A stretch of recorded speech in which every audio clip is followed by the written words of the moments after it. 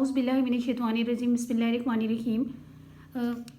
आज मैं आपसे शेयर करूंगी कि हम किस तरीके से लेक्चरर बायोलॉजी की प्रिपरेशन कर सकते हैं, चाहे आपने पीपीएससी का टेस्ट देना है या एफपीएससी का टेस्ट देना है। ठीक है, उसके लिए कौन कौन सी बुक्स रिक्वायर्ड होती हैं और उसकी प्रिपरेशन करनी कैसे है।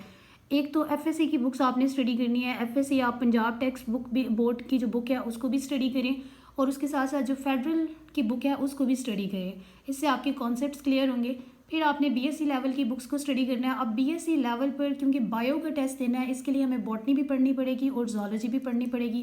प्लांट्स, एनिमल दोनों पोर्शन को टच करना पड़ेगा, दोनों को स्टडी करना है हमने। बॉटनी में डॉक्टर रियाजुल हक रामे की बुक मैं आपको रिकमेंड करूंगी, जिसमें paper A B C D ये चारों पेपर जो हैं इसको आप गो थ्रू कर लें।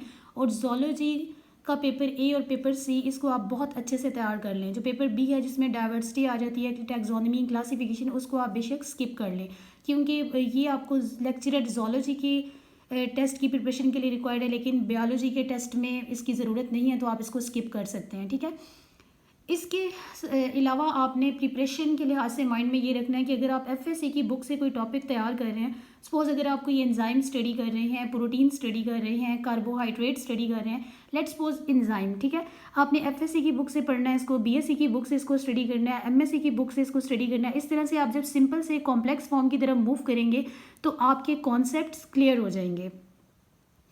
नेक्स्ट, एमएससी लेवल की सारी बुक्स तो स्टडी नहीं की जा सकती, और लेक्चरर बायोलॉजी के लिए कौन सी हमें बुक्स को स्टडी करना है जिसमें हमारा प्लांट्स, एनिमल दोनों का पोर्शन जो है वो कवर हो जाए। मैं आपको एक बुक रिकमेंड करती हूँ, that is PS Verma book. इसमें आपका इकोलॉजी का पोर्शन, जेनेटिक्स का portion, molecular biology, evolution, cell biology, ये सारा कुछ जो है वो कवर हो जाएगा। इसके साथ साथ आपने कैम्पबेल बायोलॉजी की बुक को भी स्टडी करना है और उसमें जो लेटेस्ट एडिशन है इसको चेक कर लेना है, इसको भी गो थ्रू कर लेना है।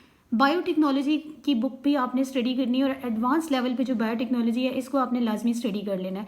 इसके अलावा जो जू जियोग्राफी की बुक है, पैलेंटोलॉजी, उसमें से भी लाजमन 4 to 5 एमसीक्यूज आते हैं, तो आपने उसको भी स्टडी कर लेना है।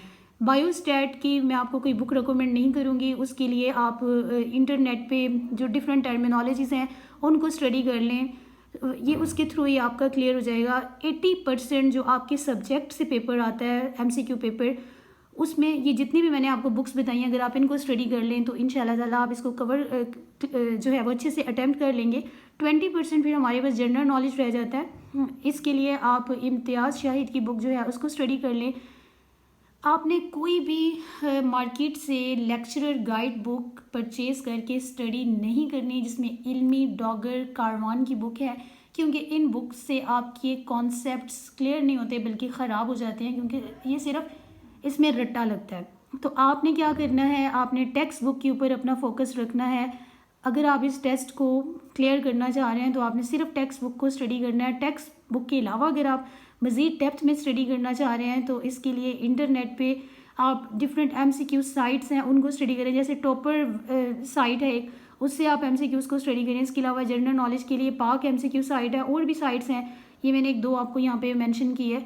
तो इसके साथ साथ आप बाकियों को भी स्टडी करें, वो प्रैक्टिस के लिए होता है, लेकिन मेनली आपका फोकस होना चाहिए टेक्स्ट बुक पर। चाहे आप एफएससी लेवल की बुक पढ़ रहे हैं, चाहे बीएससी लेवल पे जूलॉजी स्टडी कर रहे हैं, इसकी भी आप टेक्स्ट बुक को स्टडी करें अच्छे से, और बॉटनी की भी टेक्स्ट बुक को अच्छे से स्टडी करें। जब आप इनको अच्छे तरीके से गो थ्रू कर लेंगे तो इंशाल्लाह ताला आप अपना पेपर अच्छे से अटैम्प्ट कर सकते हैं। और मज़ीद जो गाइड्स वगैरह हैं और एक्स्ट्रा जो बुक्स हैं उन पे टाइम वेस्ट करने से बेहतर है कि आप टेक्स्ट बुक को अच्छे से स्टडी कर लें और डेप्थ के अंदर हर टॉपिक को स्टडी करें ताकि आपके कॉन्सेप्ट्स क्लियर हो जाएं।